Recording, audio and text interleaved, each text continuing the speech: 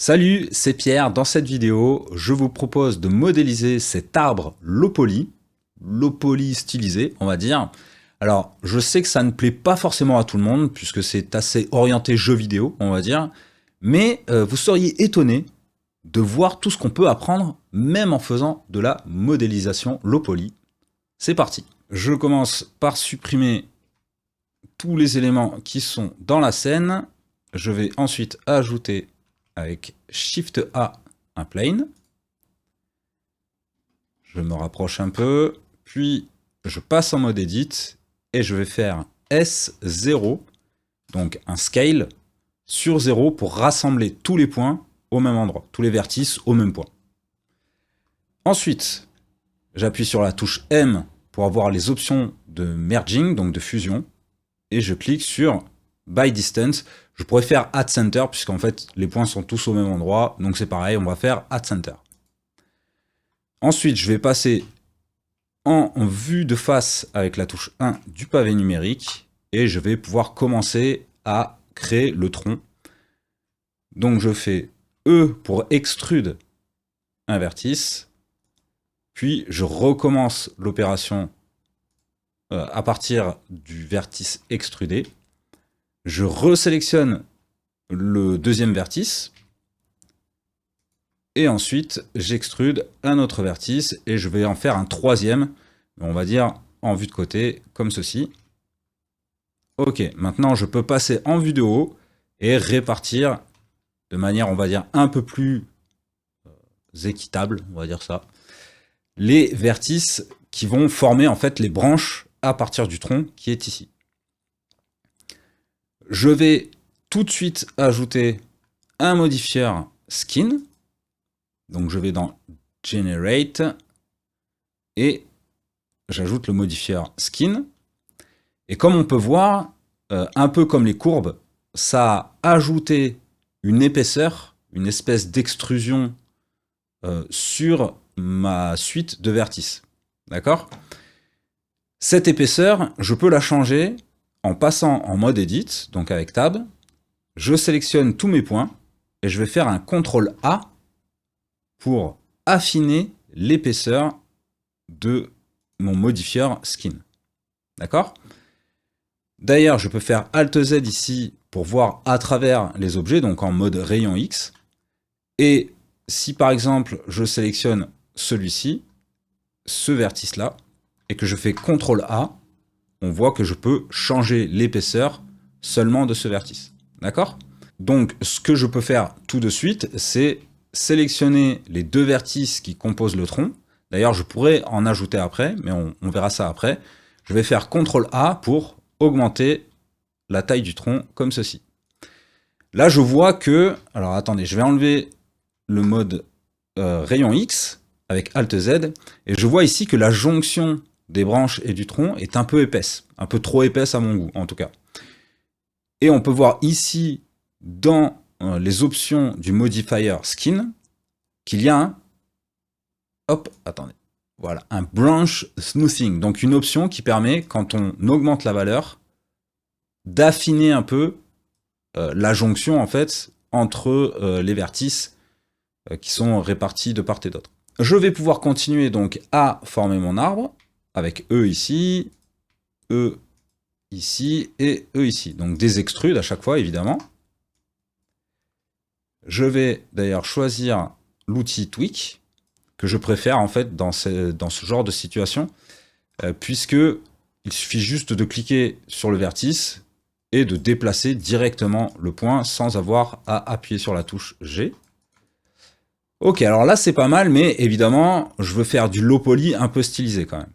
Donc je vais tout de suite ajouter un modifier subdivision surface que j'aurais pu ajouter avec le raccourci CTRL 1 ou 2 ou 3, etc. pour ajouter des niveaux de subdivision. Je vais ajouter des racines d'ailleurs. Donc, même système, je sélectionne un vertice et je fais E pour extruder. Donc là, en l'occurrence, les racines. Voilà. Je vais maintenant sélectionner chaque vertice en bout de racine Ensuite, j'active le proportional editing. Je choisis l'option linéaire et je vais activer aussi l'option connected only.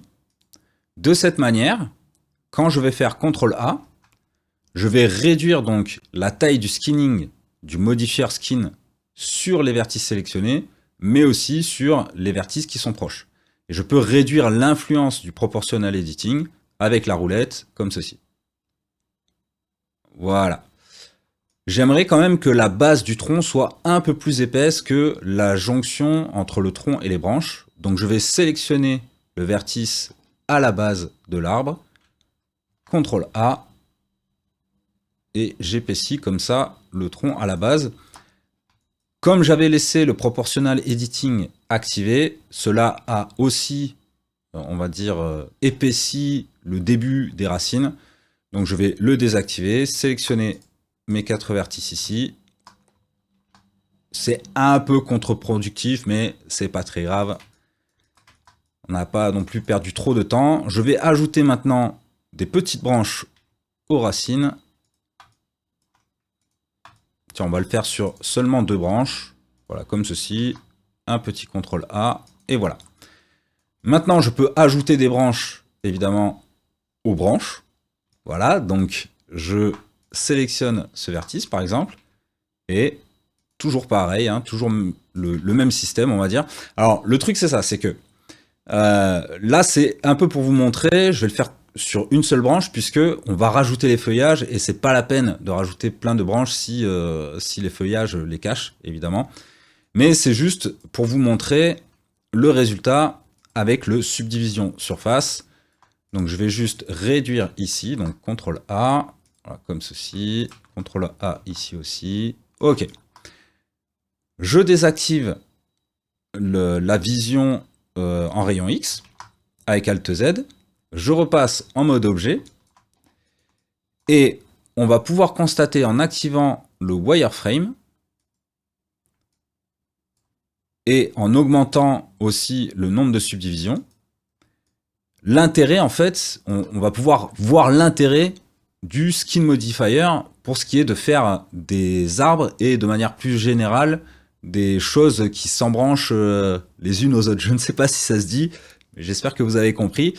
On va désactiver ici le Optimal Display puisque, comme on peut voir, on a beaucoup de faces et pourtant tout le wire n'est pas dessiné. C'est parce que sur le modifier Subdivision, on a le Optimal Display qui est activé.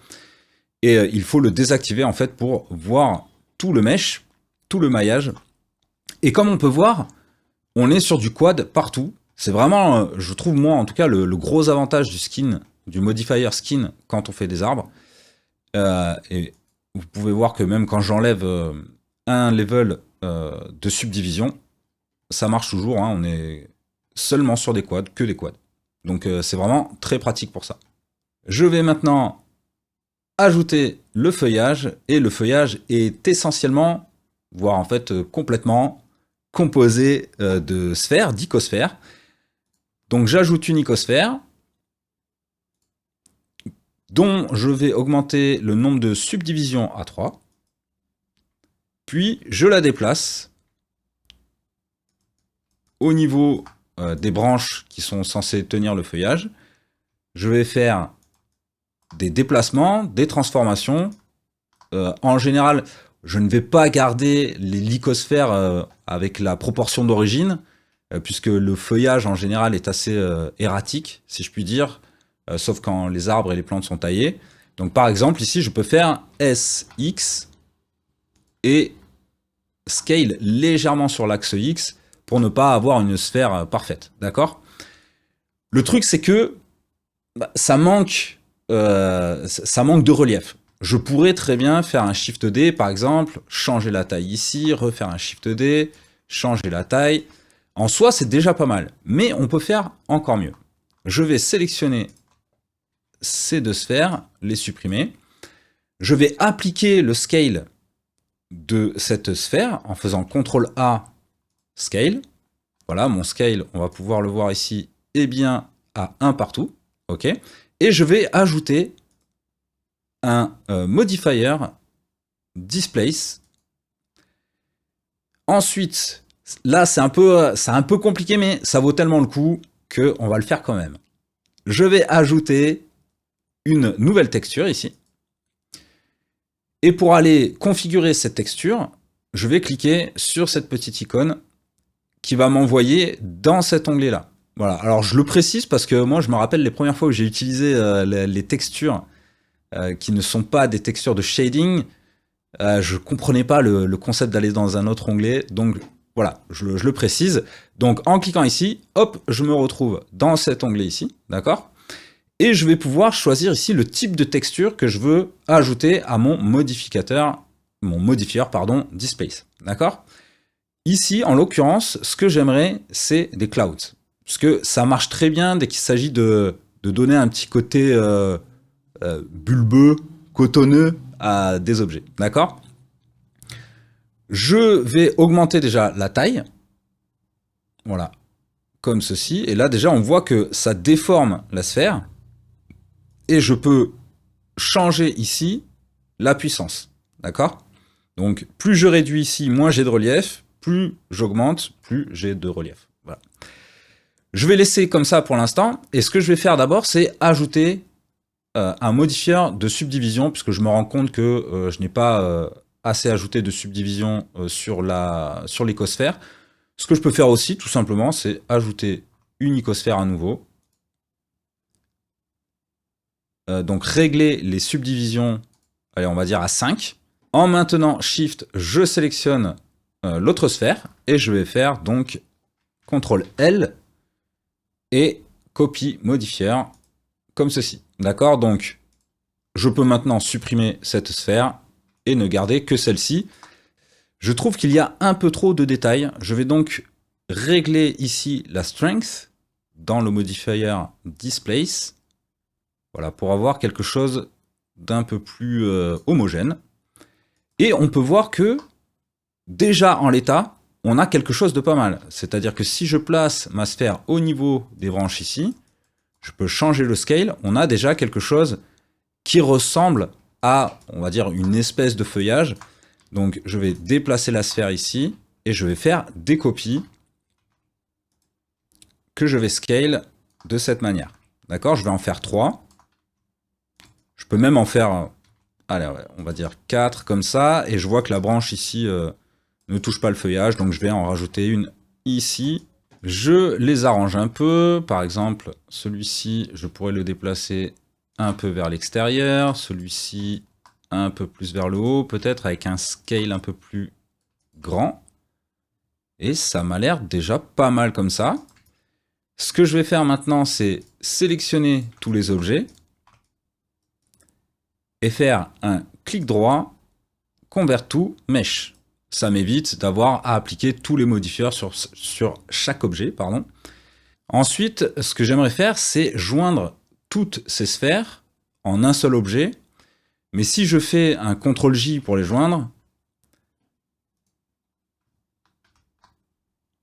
on peut constater qu'il reste des faces à l'intérieur. Et ça, c'est pas bon. Donc je vais faire CTRL-Z. Et je vais activer un add-on dans Edit Préférences. D'ailleurs, c'est un add-on qu'il faut activer de toute façon tout le temps, puisqu'il est très très utile. Il s'appelle Bool Tool.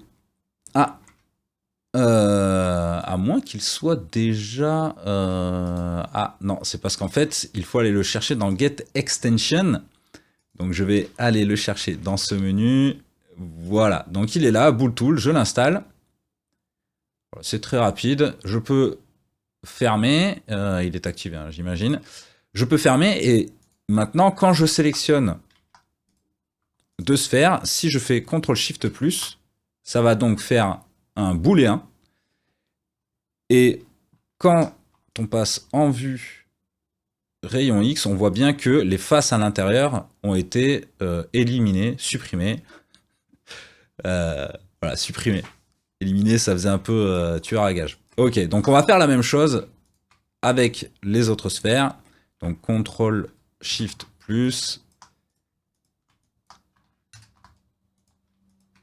Et voilà. Maintenant que les sphères sont jointes, grâce au booléen, on va pouvoir réduire la densité du maillage avec un autre modifier qui s'appelle le modifier decimate.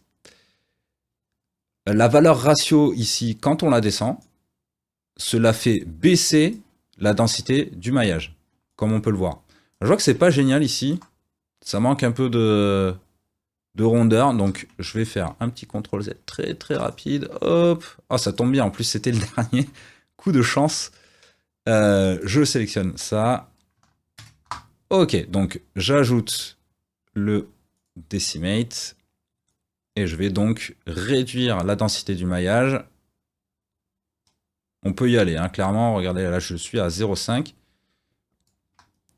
et là c'est pas mal du tout. Alors le decimate, c'est comme si on faisait un merge by distance, comme si on fusionnait les vertices par rapport à leur distance, à ceci près que ça garde au maximum la forme, la silhouette de votre objet. Ensuite, on va pouvoir ajouter des branches.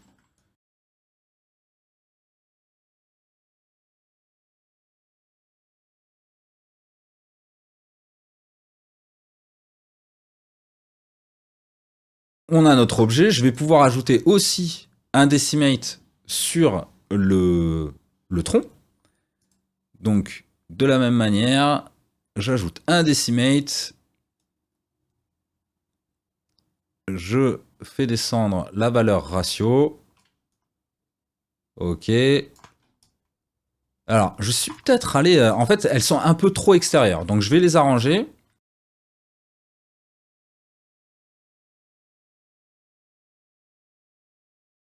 Voilà, donc on va aller vérifier combien de vertices et de faces on a.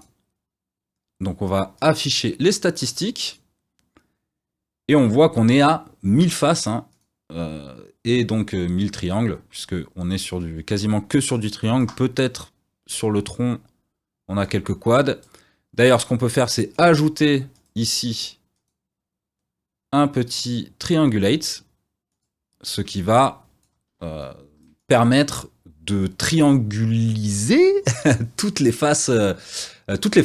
Et voilà, maintenant on peut ajouter un petit matériel pour se faire plaisir. Donc je vais ajouter un matériel ici avec des feuilles vertes évidemment, et pour le tronc le même type de matériel mais avec du marron. Donc n'oubliez jamais, hein, quand vous voulez faire du marron, c'est très très simple, vous choisissez une couleur orange et vous réduisez la luminosité pour arriver à du marron. Et voilà, c'est terminé pour cette vidéo. J'espère que ça vous a plu et que vous avez appris un maximum de choses. Pour info, je donne des cours particuliers, donc n'hésitez pas à me contacter, que ce soit par Discord ou par l'adresse qui s'affiche à l'écran. Je vous dis à la prochaine.